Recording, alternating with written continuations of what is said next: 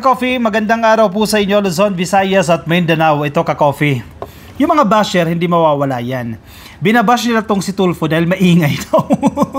Maingay daw po. May mga nababasa akong komento at kung inyong matatandaan, nagkaroon ng inspeksyon si Senator Raffy Tulfo sa mga bus terminal, particular dyan sa Cebu. At may mga hindi nagustuhan yung inspeksyon na yan. Paano ba naman? Makita mo naman, sira-sira, yung mga gulong, ang ninipis na, may mga tama na. Para din naman sa safety yan ng mga pasahero. At meron pang isang governor, question. Kasi sinilip ni Senator Raffy Tulfo, bakit maniningil kayo sa gagamit ng CR? Diba? CR na yan dapat sagutin na yan ng operator ng bus. Bakit ikakarga nyo pa yan sa inyong mga pasahero? Anyway, Ka-Coffee, hindi yan yung main issue natin pero related doon. Maraming nang babash kasi maingay daw po itong si Senator Raffy Tulfo. Swerte nyo, maingay. Diba? Kahit naka-break ang Senado, nag-hearing.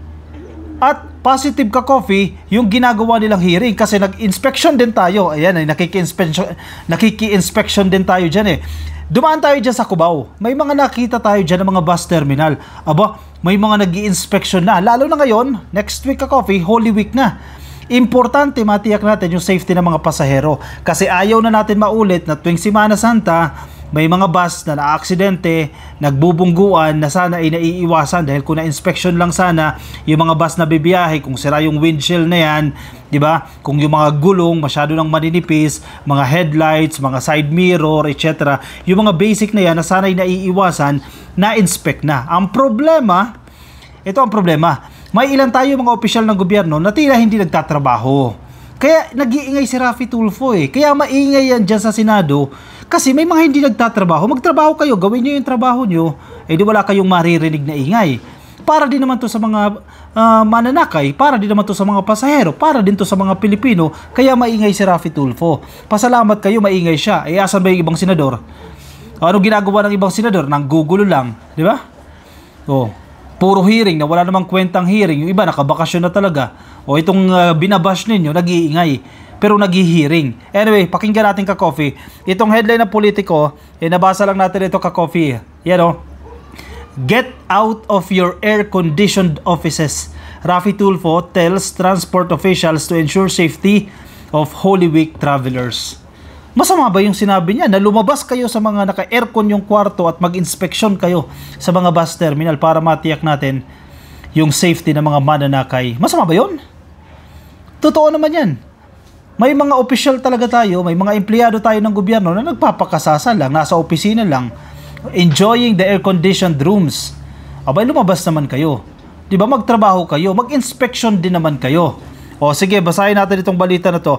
Senator Raffy Tulfo has urged the Department of Transportation and the Land Transportation Franchising and Regulatory Board, LTFRB, katok-katok to ensure the roadworthiness of public transportation buses ahead of the Holy Week Exodus. Ngayon, April 12 pa lang ngayon Ka-Coffee, Sabado, Linggo, Lunes, Martes, Miyerkules. Pag Miyerkules, half day na po yan at dyan na po yung bulto ng mga magsisiuwi sa kanilang mga probinsya. Sana ngayon pa lang nakaredy na yung mga terminal, mga operators, i-ready nyo na yung inyong mga sasakyan para magkaroon man ng inspeksyon, hindi rin mabubulilyaso yung mga pasahero na walang masasakyan dahil sinuspende yung kanilang operasyon. Para win-win solution yan. Every year naman yan, tuwing Holy Week naman yan, dumadami yung mga tao, make sure na handa yung inyong mga sasakyan para pag na-inspeksyon, lulusot agad kayo. Yung mga taga-LTFRB naman, mga opisyal ng gobyerno, wag ningas kugon. Ang sinasabi nga ni Raffy Tulfo dyan sa kanyang mga previous hearings, hindi lang tuwing Semana Santa mag-i-inspeksyon. Dapat regular na nagkakaroon ng inspeksyon dahil regular na may mga pasaherong sumasakay. Wag na natin hintayin na magkaroon na naman ng aksidente dahil lang sa hindi na-inspect yung windshield o yung ang tawag natin dyan, yung wiper. Hindi lang na-inspect, sira pala, napahintulutan bumiyahe. Nung nag-inspection din tayo, nagtingin-tingin tayo dyan sa mga terminal dyan sa Cubao. In fairness bago bumiyahe yung mga bus, shoutout na natin to, Victory Liner, in fairness dyan sa Victory Liner, marami yan dyan sa Cubao, tabi-tabi yan. So inikot natin yan. May nakita ako doon mga naka-uniforme ang uniforme nila parang aqua blue yung kulay. So may binibigay na papel, parang mga checklist ata yan, at nakikita mo pinapagana yung mga yung wiper, i-check yung mga ilaw kung pasado. In fairness, at least nagbubunga yung ingay ni Senator Raffy Tulfo dyan. Yung binabash ninyo ng binabash, may kinakahinatnanan.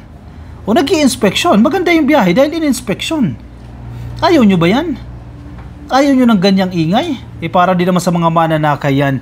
During the Senate Public Services Committee hearing on Thursday, April 11, Tulfo ordered LTFRB to conduct regular inspections of bus terminals to ensure that the buses set to travel are roadworthy.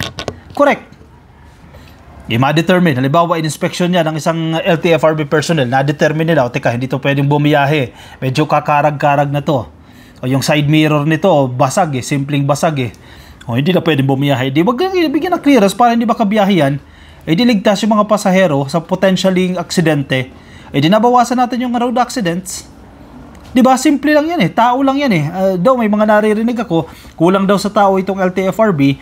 Pero marami tayong kababayan pa na walang trabaho, i-hire sila, i-train sila. O baka naman yung iba, nandiyan lang sa opisina, baka pwedeng hiramin muna, lalo na ngayong Holy Week, di ba? Pero ang gusto ni Senator Raffy Tulfo dito, regular hindi lang tuwing Holy Week. O sige, medyo bakasyon naman yan, o sige, dito muna kayo. Di ba? Medyo, konti yung paperwork, so dito muna kayo, labas muna kayo sa mga terminal, o mag-inspection muna kayo.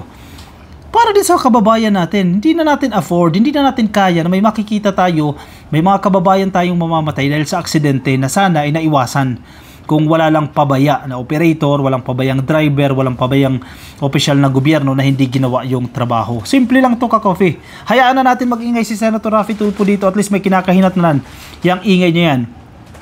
Tulfo said he discovered several violations by bus operators during his own inspection at terminals. Hindi kayo lulusot dyan, nag-iikot yung mama. May mga binabato sa kanila ng mga pictures, may mga binabato sa kanila ng videos, at siya mismo nag-iikot.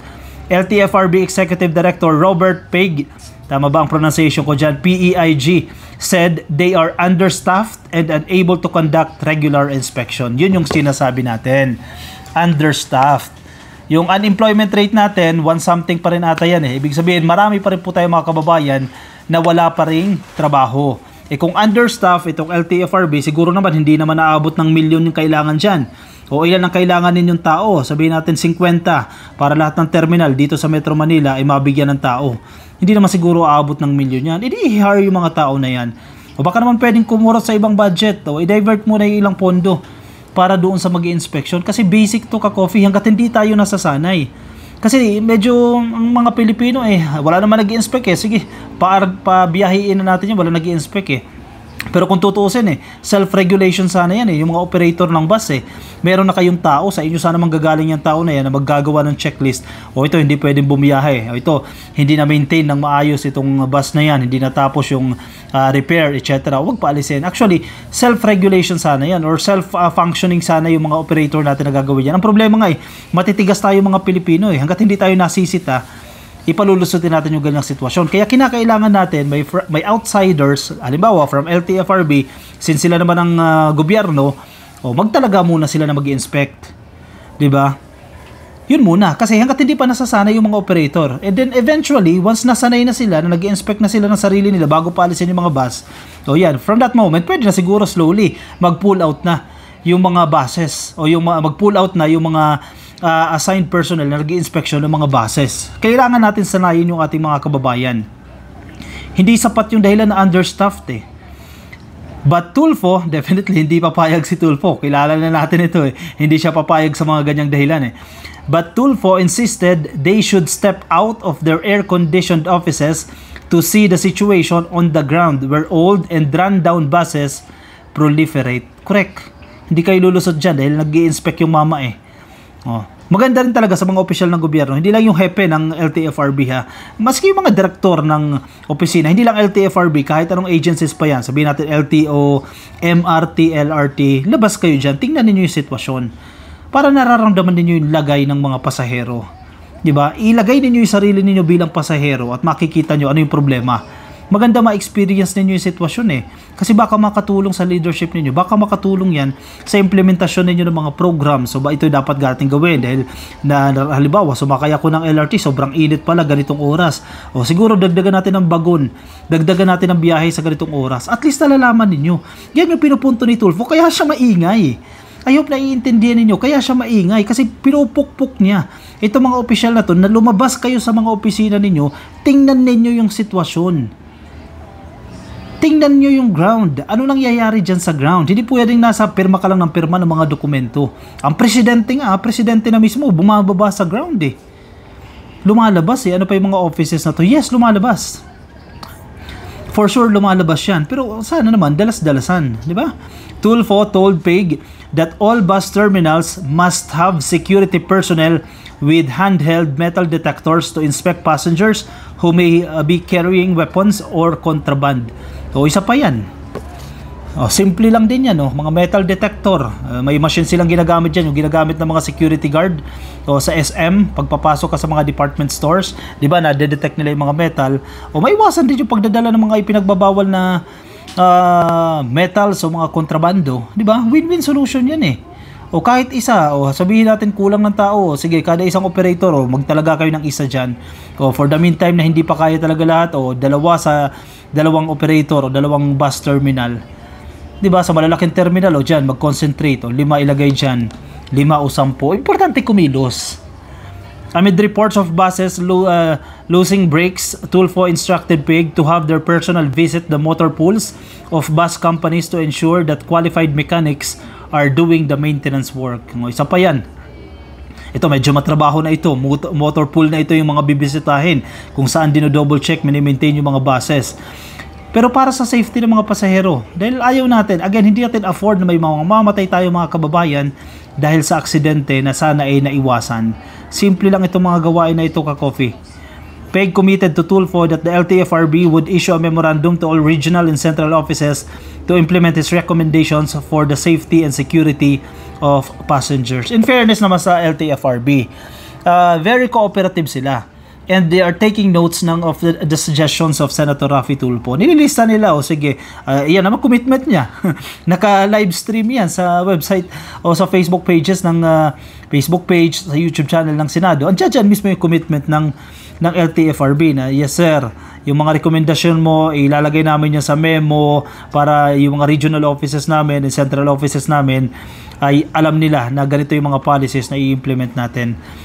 Yan ang resulta ng pagiging maingay. Kung nanahimik lang yan, nagbakasyon lang yan, hindi nagtrabaho yan, makakukuha ba natin yung commitment na yan sa LTFRB? In fairness din sa LTFRB, thank you sa inyong kooperasyon para sa safety dito ng mga pasahero. Pero sana, hindi lang tuwing Semana Santa, hindi lang tuwing Holy Week, ka-coffee. After nitong Holy Week na yan, sana magtuloy-tuloy na yan, hanggang maging parte na yan ng ugali natin, ng tradisyon, customs natin. Everyday may nag-check dyan. And then eventually, pag kaya na ng mga operator ng self-regulation, isa-isa, mag-pull out na.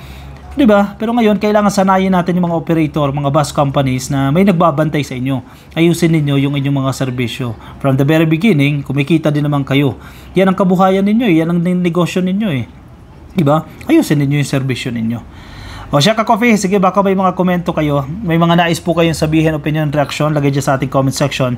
Mabasa po yan ng iba natin mga ka-coffee. Mga nasa Facebook, pasuyo na lang, ka-coffee, like and follow. Yung mga nasa YouTube, click lang po na subscribe and hit nyo na po yung notification icon para updated kayo sa ating mga bagong upload. I will see you, ka-coffee, in my next video. Bye bye.